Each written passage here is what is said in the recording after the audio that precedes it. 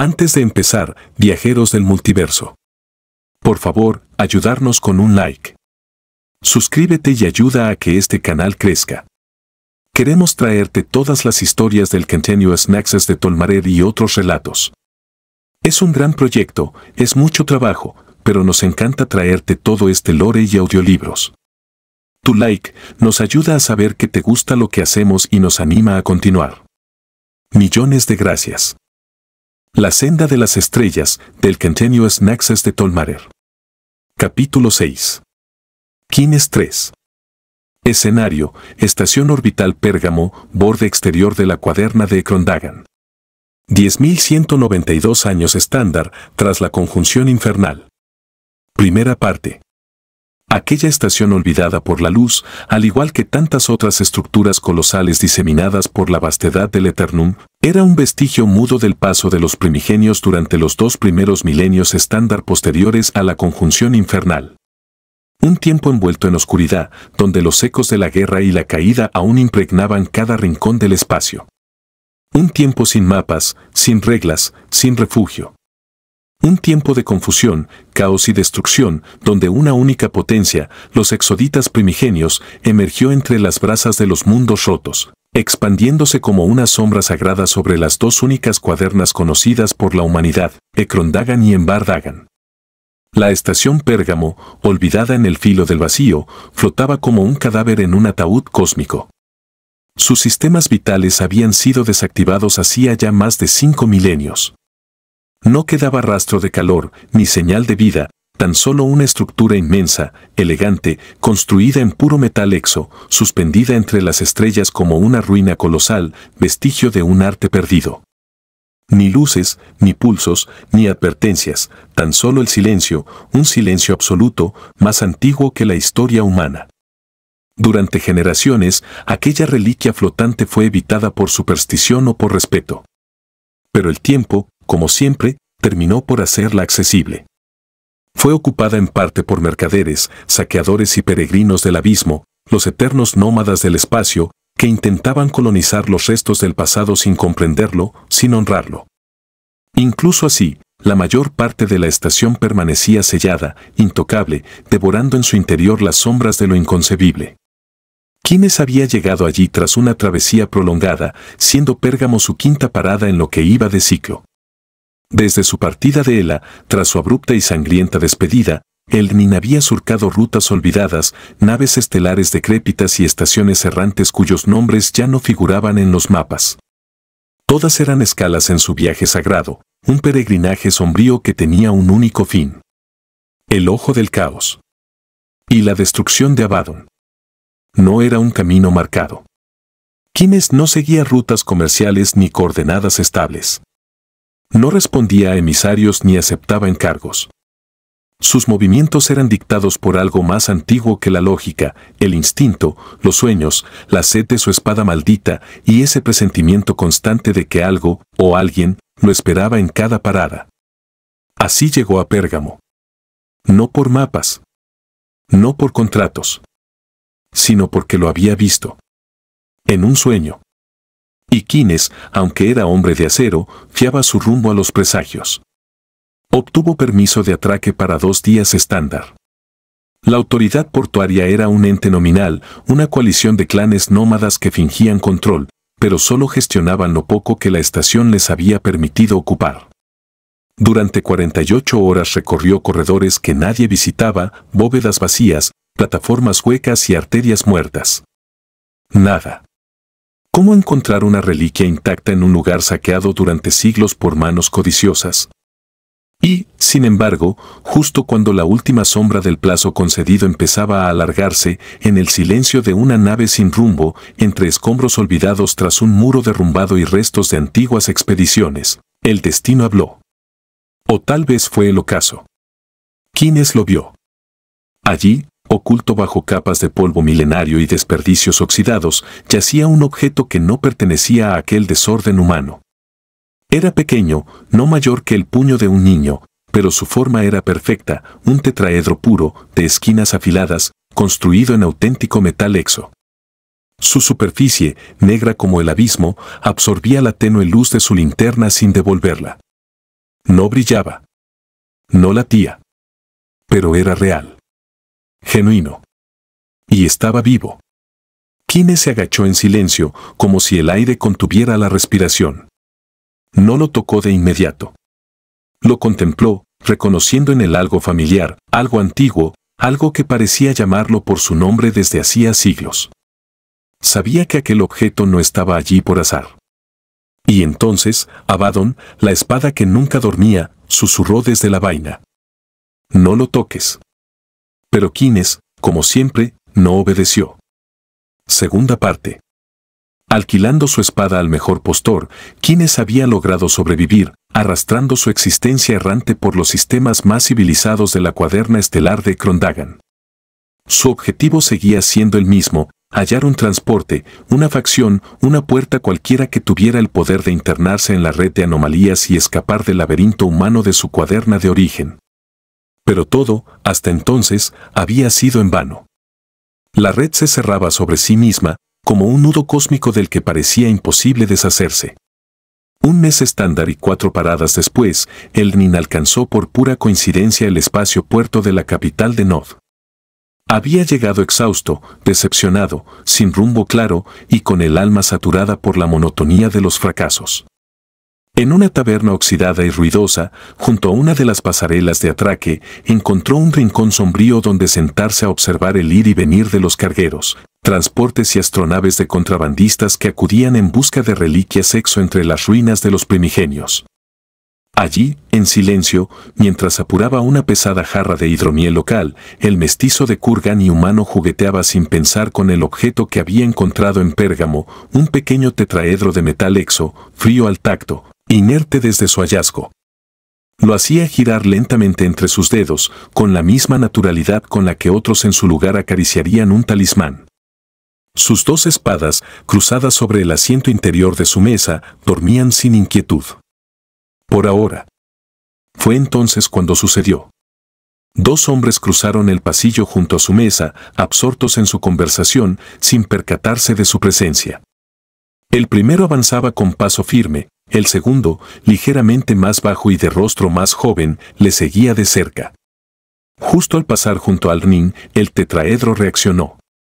Sin previo aviso, el metal exo vibró en su mano y emitió una ráfaga de luz verdosa que chisporroteó en la penumbra como una esquirla de poder ancestral. Flotó brevemente en el aire, levitando, vivo. El segundo de los hombres se detuvo en seco. El primero giró, extrañado, y ambos repararon por fin en el hombre que había permanecido ajeno al mundo en su rincón.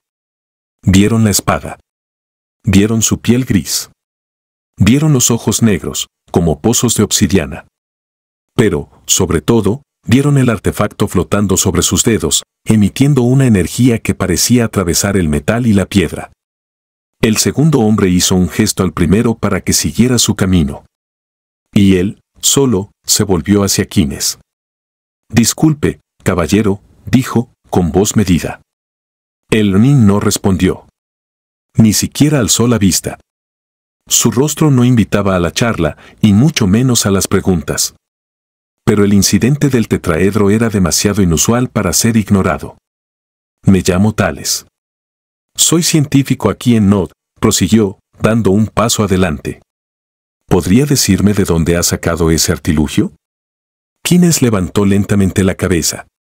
«De la estación Pérgamo», respondió, con voz áspera, baja, como si cada palabra pesara. «¿Pérgamo?», repitió Tales, arqueando las cejas, sorprendido. «Eso está realmente lejos de aquí». «Puedo». Alzó una mano, sin atreverse aún a tocar el objeto. Kines lo miró con recelo, ladeó levemente la cabeza y, tras un segundo de tensión suspendida, asintió. No tenía nada mejor que hacer. Y, de alguna manera, aquel hombre le inspiraba una familiaridad incómoda. Tales acercó sus dedos al tetraedro. Fue suficiente. Una descarga de energía vibró en el aire, y súbitamente, un haz verdoso emergió del artefacto, despegándose como un velo en el espacio entre ambos. Una proyección, de precisión quirúrgica, mostró el mapa completo del espacio puerto de Nod y sus estructuras interiores. Más allá de la piedra y del blindaje metálico, el tetraedro veía. Mostraba pasajes ocultos, cámaras enterradas, rutas subterráneas selladas por siglos y en el núcleo de la imagen una estructura familiar, la sala del exoportal. Tales contuvo el aliento. Su corazón se aceleró. Había pasado años buscándola. Y ahora, aquella cosa, aquel objeto casualmente encontrado por un minerante, podía ser la clave para regresar. Y tal vez, solo tal vez, para encontrar un exocristal. Necesito ese artefacto, dijo finalmente, sin rodeos. Keynes no respondió. Su expresión era neutra. Casi inhumana. Lo contemplaba como si ya hubiese sopesado todas las respuestas posibles. Tales intuyó en ese momento que cualquier oferta sería rechazada, no por arrogancia, sino por desinterés. Aquella criatura de carne y acero no parecía movida por la ambición ni el trueque. El artefacto había sido hallado en su camino. Y por tanto, como todo lo que encontraba el Nin, estaba sujeto a un propósito. A una historia. A un destino. Un destino que él aún no comprendía. Pero que tal vez estaba empezando a entreverse. Tercera parte. En otras circunstancias, Keynes no habría tolerado tanto. Su paciencia no era infinita y su espada no conocía el equilibrio de la misericordia. Tales, ajeno al abismo en el que había bailado durante esa conversación inicial, no comprendía cuán cerca había estado de la muerte. Bastaba un gesto torpe, una palabra fuera de lugar, y el filo habría hablado en su lugar. Pero hubo algo. Algo en la voz del científico. Una vibración sincera, una energía transparente que no brotaba de la ambición ni del miedo. Keynes lo percibió, como percibía el aura de las bestias que acechaban desde la oscuridad. Aquella pasión casi infantil por el saber. Aquella voluntad ardiente de comprender lo incomprensible. No era hambre de poder, sino hambre de conocimiento. Y eso, en su mundo, era tan raro como digno de respeto. Será cuestión del destino, pensó el Nin. Permanecieron así, sentados uno frente al otro en aquella taberna portuaria, mientras el bullicio continuaba alrededor sin importarles. Y entonces ocurrió lo improbable, hablaron. No como desconocidos. No como negociadores. Como dos hombres marcados por el pasado, que reconocen en el otro la huella invisible de una búsqueda sin fin. Keynes habló. Por primera vez en meses, tal vez en años, rompió su mutismo y compartió su historia. No toda. Pero sí lo suficiente como para estremecer a Tales. Le habló del ojo del caos. De su viaje errante. De su condena. De Abaddon. Al principio, Tales empalideció. Si era cierto, si no se trataba de una exageración o de una mentira cualquiera, entonces ese ser imponente y sombrío que tenía frente a él portaba una de las 12 espadas del caos. Reliquias malditas. Armas selladas por los Cabal tras la conjunción infernal, cada una de ellas conteniendo la esencia de un arconte desterrado. Tener una de esas entidades vagando por Nod era una amenaza. Un riesgo imposible de medir. Bastaba un accidente, un acto involuntario, una pérdida de control y el desastre sería total. Pero entonces, Tales escuchó más. Oyó cómo el Nin no quería usar la espada. Cómo deseaba destruirla. Como su única meta era lanzarla al ojo del caos, donde ni siquiera los arcontes podían escapar. Esa espada era su carga, no su ambición. Su castigo. Su cruz. Y entonces, Tales supo que tenía una oportunidad. Con cautela, midiendo sus palabras, reveló a Keynes la verdad que hasta ahora solo unos pocos conocían. Le habló del explorador oscuro. De su activación dormida. De la red de túneles que se extendía bajo Nod como raíces de un árbol antiguo. Le habló del exocristal perdido. De la promesa de un renacer. Y le confesó que el tetraedro podía ser la clave. Solo faltaba acceder a la cámara. Un silencio se interpuso entre ambos. Largo. Tenso. Una pausa densa como el núcleo de una estrella moribunda. Keynes no se movió. No parpadeó. Simplemente lo observó. Luego, asintió. El gesto fue breve. Pero lo dijo todo. El trato estaba sellado. No habría acceso al tetraedro. No habría revelación. A menos que se le garantizara un pasaje a bordo del explorador oscuro. A menos que Tales aceptara convertirlo en socio, no en simple invitado. Y así, en una taberna olvidada del puerto orbital de Nod, sin testigos ni ritual, el destino de un planeta, de una nave dormida y de una espada maldita, quedó sellado en un pacto silencioso entre un nin errante y un sabio insaciable. El viaje había comenzado. Cuarta parte. Las semanas siguientes no fueron fáciles. La sola presencia del nin, con su rostro de piedra, su piel grisácea y las dos espadas cruzadas a la espalda, una de ellas, maldita, bastaba para tensar el aire en cualquier sala, enmudecer tabernas enteras y sembrar el temor entre los más supersticiosos. Nadie en Nod había visto algo semejante. Su estampa no inspiraba confianza, ni siquiera respeto, era una amenaza velada, un recuerdo viviente de tiempos oscuros y sangrientos que muchos preferían mantener enterrados en las crónicas olvidadas. Tales lo sabía. Y, sin embargo, no cedió. Puso en juego todo su prestigio, toda su influencia, toda su red de favores acumulados a lo largo de décadas de servicio a la comunidad. Hubo de negociar con burócratas, convencer a ministros menores, manipular con elegancia las grietas del Consejo de Nod hasta conseguir lo imposible, la expedición de un visado permanente para un extranjero sin filiación, sin linaje y sin antecedentes verificables.